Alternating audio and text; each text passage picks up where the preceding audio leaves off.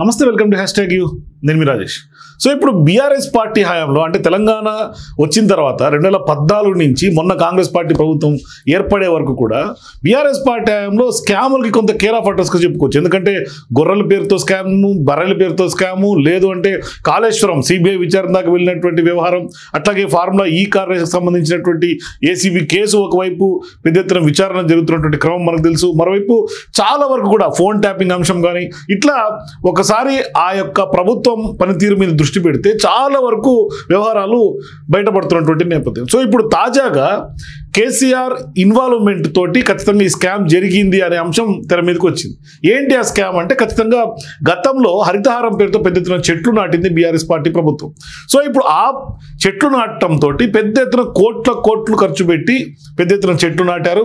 ఆ వ్యవహారంలో కూడా కొంత ఖచ్చితంగా అంటే శాంక్షన్ అయినటువంటి డబ్బుకు, అక్కడ గ్రౌండ్ లెవెల్లో ల్యాండ్ అయినటువంటి చెట్లకు, ల్యాండ్ అయినటువంటి డబ్బుకు వాళ్ళు వినియోగించినటువంటి వ్యవహారంలో పెద్ద ఎత్తున ఇందులో కూడా స్కామ్ జరిగింది. దీని మీద ఖచ్చితంగా విచారణ జరపాలని డిమాండ్ పెద్ద ఎత్తున తెర మీదకి వస్తుంది. అంటే ఒక రకంగా చెప్పాలంటే మొక్కల పెంపకం పేరిట గత బీఆర్ఎస్ పార్టీ ప్రభుత్వం భారీగా నిధుల దుర్వినియోగానికి పాల్పడింది అనే అంశం అయితే స్పష్టంగా ఇప్పుడు అతిపెద్ద చర్చకు తెలంగాణ రాష్ట్రంలో చేస్తూ ఉంది. అంటే హరితహారం పథకానికి అప్పటి బీఆర్ఎస్ ప్రభుత్వం భారీగా నిధులు ఖర్చు పెట్టినటువంటి వ్యవహారం. అంటే ఖచ్చితంగా పచ్చదనం ఉండాలి అని ఒక గొప్ప లక్ష్యమే, కానీ ఆ అమలు తీరులోనే కొంత స్కామ్ జరిగినట్టు కనిపిస్తుంది. పెద్ద ఎత్తున పచ్చదనం పేరుతో రాష్ట్ర వ్యాప్తంగా మొక్కలు నాటే కార్యక్రమానికి చేపట్టి ఏటా కూడా అంటే ఎవ్రీ ఇయర్ కోట్ల రూపాయలు ఖర్చు పెట్టింది బీఆర్ఎస్ పార్టీ ప్రభుత్వం. మరి ఆ కార్యక్రమానికి పూర్తి స్థాయిలో పటిష్టమైనటువంటి ఒక మానిటరింగ్ లేకపోవటం, కొంత ఎవ్రీ ఇయర్ కొంత దాని మీద రైట్స్ లేకపోవటం, ఇష్టం వచ్చినట్టుగా మొక్కలు ఎక్కడ పడితే అక్కడ నాటామని చెప్పుకొని కొంత డబ్బు చేసుకున్నటువంటి పరిస్థితి. అంటే పేరుకు మాత్రం మొక్కలు నాటినట్టుగా రికార్డులో చూపించి కేటాయించినటువంటి నిధుల్లో అయితే మాత్రం స్పష్టంగా అక్కడ గ్రౌండ్లో మొక్కలు లేకుండా నాటేందుకు, అట్లాగే నాటినటువంటి మొక్కలు సంరక్షించేందుకు కూడా పెద్దగా దాని మీద దృష్టి సారించకూడదు. కేవలం మొక్కలు మొక్క వేసేయాలో వచ్చేయాలి, దాన్ని మళ్ళీ పట్టించుకోరు. అసలు వేసిన మొక్కలు ఎన్ని, వచ్చిన మొక్కలు ఎన్ని, అంటే మొక్కల పెంపకానికి మాత్రం పెద్ద ఎత్తున నిధులు కేటాయించారు. కానీ గత 10 ఏళ్లలో రాష్ట్ర వ్యాప్తంగా సుమారుగా దాదాపుగా 293 కోట్ల మొక్కలు నాటితే వాటికి ఖర్చు చేసింది మాత్రం అక్షరాల 824 కోట్లు. అంటే ఒకసారి మీరు చూడండి ఎన్ని కోట్లు. సో మొత్తం 293 మొక్కలు నాటితే ఖర్చు పెట్టింది అంటే ఈ హరితహారం ప్రాజెక్టుకి 824 కోట్లు.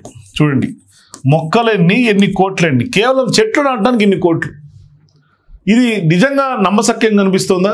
293 కోట్ల మొక్కలు, అన్ని కోట్ల మొక్కలకి 824 కోట్ల సంబంధించినటువంటి డబ్బు ఖర్చు. అంటే 293 కోట్ల మొక్కలు నిజంగా నాటుంటారా? మరి అన్ని కోట్లుంటే హరితహారం ప్రాజెక్టు పెద్ద ఎత్తున 10 ఏళ్ళు చేస్తే మరి ఎంత గ్రీనరీ లావిష్నెస్ ఉండాలా తెలంగాణలో? అంత లావిష్నెస్ ఉందా? అంటే ఎక్కడ చూసినా అడవిలాగా కనపడాలి పచ్చగా. మరి అటువంటి పచ్చదనం నిజంగా విరాజిల్లిందా? అన్ని కోట్లలో బతికినటువంటి మొక్కలు ఎన్ని? నిజంగా అన్ని కోట్ల మొక్కలు నాటారా? ఎన్ని డౌట్లు వస్తాయి సహజంగానే. అందుకని ఇప్పుడు ఈ యొక్క హరితహారం మీద ఖచ్చితంగా విచారణ జరిపించాలి అన్న డిమాండ్ చాలామంది ప్రకృతి ప్రేమికులు, అట్లాగే పెద్ద ఎత్తున యాంటీ కరప్షన్ సంబంధించినటువంటి యొక్క సంస్థ ప్రతినిధులు కూడా డిమాండ్ చేస్తూ ఉన్నారు. అంటే పెద్ద ఎత్తున ఇప్పుడు హరితహారం సంబంధించినటువంటి ఆరోపణలు అయితే వినిపిస్తున్నటువంటి నేపథ్యంలో కొన్ని చోట్లేమో మొక్కలు నాటకపోయినా నాటినట్టుగా రికార్డుల్లో చూపించడం, దాని పేరు చెప్పి డబ్బులు స్వాహా చేయటం.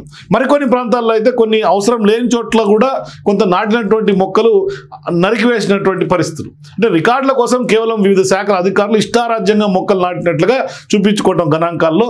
మరోవైపు బహిరంగ ప్రదేశాల్లో సైతం ఇష్టం వచ్చినట్టుగా మొక్కలు పడేయటం. అంటే నిధుల కోసం, కేవలం నిధులు తినేయటానికి, నిధులు కాజేయడానికి స్థానికంగా కొంతమంది బీఆర్ఎస్ పార్టీ నాయకులకి లాభం చేకూర్చడానికి మొక్కలు నాటకుండానే ఇతర ప్రాంతాల నుంచి మొక్కలు కొనుగోలు చేసినట్టుగా లెక్కలు చూపించడం, స్థానికంగా తక్కువ ధరకు లభించే మొక్కలను కాదని కావాలనే దూర ప్రాంతాల నుంచి నర్సరీలకు వెళ్ళి అక్కడి నుంచి మొక్కలు తెప్పించుకోవటం, అక్కడి నుంచి కొనుగోలు చేయటం, ఇటువంటి ఘటనలన్నీ కూడా దీంట్లో ఇన్వాల్వ్ అయి ఉన్నాయి. మరి ఇందులో ఏం జరిగింది అనేది మొత్తం పాయింట్ టు పాయింట్ బయటికి రావాల్సినటువంటి అవసరం ఉంది అనే డిమాండ్ వినిపిస్తోంది. చాలా చోట్ల స్టేట్లో చాలా చోట్ల, అట్లాగే ప్రధానమైనటువంటి జంక్షన్స్లో, అట్లాగే హైవేస్ మధ్యలో, అయితే ఇక్కడ ప్రభుత్వం నాటువంటి హరితహారంలో అనారోగ్యానికి గురి చేసే మొక్కలు కూడా ఉన్నాయి. కొనోకార్పస్ ఫర్ ఎగ్జాంపుల్, అవి చాలా పెద్ద ఎత్తున నాటారు అప్పట్లో. ఈ యొక్క మొక్కలని తక్షణమే తీసిపడేయాలని అసెంబ్లీలో కూడా చర్చ జరిగింది కొనోకార్పస్ గురించి. అవి ఖచ్చితంగా ప్రభుత్వం నాటినప్పటికి కూడా వాటిని తీసేయండి అని. సో అటువంటి మొక్కలు, హాని కలిగించే మొక్కలు నాటి గత బీఆర్ఎస్ ప్రభుత్వం విపరీతంగా అది నాటించి ఏం ఉపయోగం, ఇప్పుడు అవన్నీ తీసేయాలని అసెంబ్లీలో చర్చకు వచ్చింది. గత అసెంబ్లీ, అంతకుముందు 2-3 అసెంబ్లీ సెషన్స్ క్రితం. మరి ఇటువంటి మొక్కల ద్వారా వెలువడే వాసన కానీ అటువంటి పీలిస్తే శ్వాసకోశమైనటువంటి ఊపిరితిత్తుల వ్యాధులు వస్తాయి, రసాయనాలు విడుదలయ్యేటివన్నీ కూడా కొంత దానివల్ల మ్యూకస్, కొంత ఫ్లమ్ పెరిగిపోయే అవకాశం ఉంటుంది, కఫం కానీ దగ్గు కానీ ఇట్లా పల్మనరీ డిసీజెస్ వస్తాయని స్పష్టంగా దానికి సంబంధించిన అధ్యయనాలు చెప్తా ఉన్నాయి, కోనోకార్పస్ యొక్క ఎఫెక్ట్స్. సో ఇటువంటివి రాష్ట్రంలో చాలా దగ్గరలో మున్సిపాలిటీలో కానీ, టౌన్ ఏరియాస్లో కానీ, అట్లాగే కొన్ని సిటీస్లో, డిస్ట్రిక్ట్ హెడ్ క్వార్టర్స్లో ఇటువంటి మొక్కల్ని అందం కోసం సిటీ మధ్యలో, హైవేస్ సిటీ మధ్యలో, అట్లాగే జంక్షన్స్లో నాటినటువంటి పరిస్థితి. గవర్నమెంట్ ఆఫీసుల దగ్గర ఇటువంటి పనికిరాని మొక్కలు కూడా నాటి పెద్ద ఎత్తున నిధులు కాజేసినట్టుగా కూడా విమర్శలు ఉన్నాయి. అంటే గ్రామ పంచాయతీల ఆధ్వర్యంలో కూడా నిర్వహించినటువంటి ఇటువంటి హరితహారం నర్సరీలోనేమో కోనోకార్పస్ను పెంచొద్దని ప్రస్తుత ప్రభుత్వం లిఖితపూర్వకంగానే ఆదేశాలు జారీ చేసింది ప్రభుత్వం తరఫున. అయితే హైదరాబాద్ నగరపాలక సంస్థ అంటే ఏదైతే జిహెచ్ఎంసీ పరిధిలో ఉందో కోనోకార్పస్ మొక్కలను గత ప్రభుత్వం పెద్ద ఎత్తున పెంచినటువంటి పరిస్థితి. ఈ మధ్య కాలంలోనే కొన్ని ప్రాంతాల మొక్కలను తొలగించినటువంటి నేపథ్యం కూడా ఉంది. అంటే ఇప్పుడు తొలగించాలని డిమాండ్ కూడా ఉంది, తొలగించాలని అధికారులు కూడా చెప్తున్నారు. ఈ వ్యవహారం ఇట్లా ఉంటే హరితహారం పేరుతో కేసీఆర్ హయాంలో ఈ స్కీమ్ కోసం ఖర్చు చేసినటువంటి నిధుల దుర్వినియోగం విచారణ జరపాలనేది ప్రస్తుతం ప్రభుత్వానికి ఫిర్యాదులు అందుతున్నట్టుగా కనిపిస్తోంది. గత 10 ఏళ్లలో కేసీఆర్ ప్రభుత్వంలో హరితహారం కార్యక్రమానికి భారీగా నిధులను ఖర్చు చేసి 10 ఏళ్ళు దాదాపుగా 1000 కోట్ల నిధులను కేవలం మొక్కలు పెంచడానికి 1000 కోట్లు ఖర్చు పెట్టారు. కోట్లలో మొక్కలు నాటినట్లుగా చెప్తున్నా క్షేత్రస్థాయిలో మొక్కలు లేవు, అట్లాంటి లెక్కలు కూడా ఎక్కడ కనిపించలేదు. అంటే రికార్డ్స్లోకి గ్రౌండ్ లెవెల్లో ఉన్నటువంటి చాలా తేడా కనిపిస్తుంది. ఈ వ్యవహారం పైన ప్రస్తుతం కాంగ్రెస్ పార్టీ ప్రభుత్వం విచారణ జరిపించాలని డిమాండ్ ఉంది. అందుకు బాధ్యులైనటువంటి వాళ్ళని కూడా కఠిన చర్యలు తీసుకోవాలనే అంశం కూడా తెర మీదకి వస్తుంది. అయితే ఇక్కడ ప్రధానంగా ఒకసారి ఇందాక మీకు చెప్పినట్టుగా 824 కోట్లలో గత 10 ఏళ్లలో వీళ్ళు ఖర్చు పెట్టినటువంటి వ్యవహారం ప్రభుత్వ లెక్కల ప్రకారం కనుక ఒకసారి మనం చూస్తే ఇప్పుడు చూసుకోవచ్చు. 2015-16లో అంటే మంజూరైనటువంటి నిధులు కనుక చూస్తే 166 కోట్లు, ఖర్చు చేసింది 155. అట్లాగే 2016-17లో 185 కోట్లు శాంక్షన్ అయితే 178 ఖర్చు పెట్టారు. ఇట్లా లెక్కలు రాసుకుంటూ పోతే ఆఖరికి 2023-24 కల్లా 39 కోట్ల రూపాయలు విడుదలైతే 69 ఖర్చు చేశారు. ఇట్లా మీరు రాసుకుంటూ పోతే 178, 110, 121, 33, 52 ఇట్లా కోట్లు శాంక్షన్ అయినటువంటి పరిస్థితి. అది అంటే మొత్తం శాంక్షన్ అయిన దానికి ఖర్చు పెట్టిన దానికి చాలా వరకు గందరగోళమైనటువంటి పరిస్థితులు ఉన్నాయి.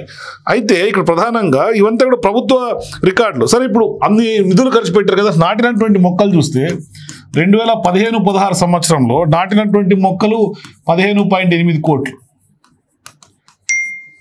అట్లాగే 2016-17లో 31 కోట్లు.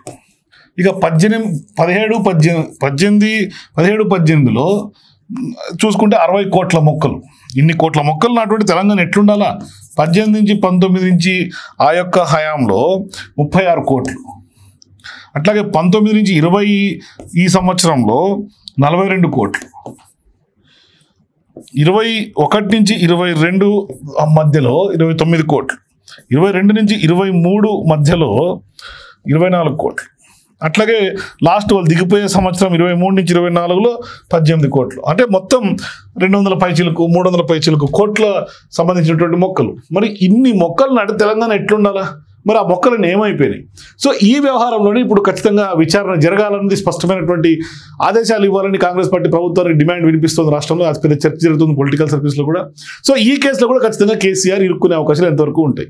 ఎందుకంటే ఇప్పటికే కాళేశ్వరం సంబంధించినటువంటి అంశం కానీ, లేదంటే కనుక ఫోన్ ట్యాపింగ్ ఎపిసోడ్ కానీ, ఇట్లా ఆ ప్రభుత్వ హయాంలో జరిగినటువంటి అనేక అంశాలు తెర మీదకి వస్తున్నటువంటి నేపథ్యంలో, విచారణ సంస్థలు విచారణ జరుపుతున్నటువంటి నేపథ్యంలో, ఒకవైపు ఫార్ములా ఈ కార్ రేస్ కేసులో కూడా పెద్ద ఎత్తున మనీ లాండరింగ్ జరిగింది, లేకుంటే క్విడ్ ప్రోకో జరిగింది అని కూడా ఇప్పుడు ఏసీబీ నిగ్గు తేల్చి కొంత విచారణకు ఆదేశాలు ఇవ్వాలని గవర్నర్ దగ్గరికి కూడా లేఖ రాసినటువంటి నేపథ్యంలో విజిలెన్స్ ఒకవైపు కొంత సీరియస్గా దృష్టి పెట్టింది ఆ వ్యవహారంలో. మొత్తం మీద బీఆర్ఎస్ హయాంలో కొంత స్కామ్లో కేర్ ఆఫ్ అడ్రస్గా మారినటువంటి నేపథ్యంలో ఈ స్కామ్లో కూడా మరి గ్రౌండ్ లెవెల్లో ఉన్నటువంటి బీఆర్ఎస్ పార్టీ నాయకులు చేతివాటం ఉందా, లేదు అంటే మరి కేసీఆర్ గారే స్వయంగా దీంట్లో ఇన్వాల్వ్ అయ్యారా, ఏం జరిగింది?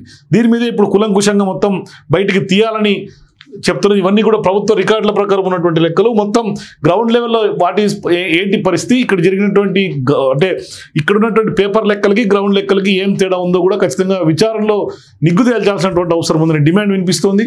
మరి ఈ యొక్క స్కామ్లో ఖచ్చితంగా కేసీఆర్గా లేకుంటే ఇంకెవరు ఇరుక్కునే అవకాశం ఉంది? మీరు కూడా మీ అభిప్రాయాల కింద కామెంట్స్ తెలియజేయండి. For more videos please watch #.